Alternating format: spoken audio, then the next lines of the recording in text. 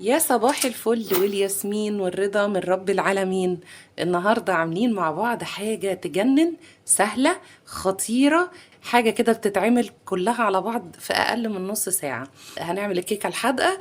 يلا نشوف هنعمل مع بعض الوصفة ازاي، وهتطلع جميلة قوي كده زي ما انتوا شايفينها ازاي. يلا نشوف هنبدأ ازاي. الموضوع بمنتهى البساطة. عندي هنا 4 بيضات، عندي رشة من الفلفل الأسود، حبة ملح صغيرين مش كتار قوي لأن أنا هحط جبن وزيتون. أضرب بالمضرب كويس قوي. هنزل بالزيت، دي نص كوباية، وكوباية حليب. وأضرب تاني دقيق، ودول كوبايتين. معلقة كبيرة من بيكنج باودر اللي بيبقى كويس قوي. أهو الخليط اللي أنا محتاجاه، شايفين القوام عامل ازاي؟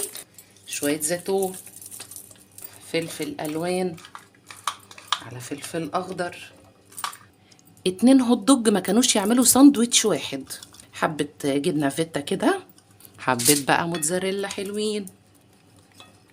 خلاص أنا جاهزة.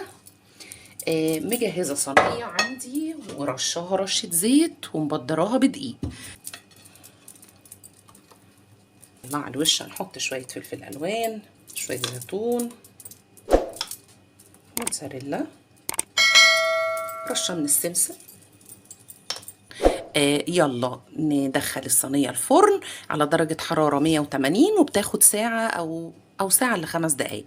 نتابعها ونشوف النتيجة النهائية ايه.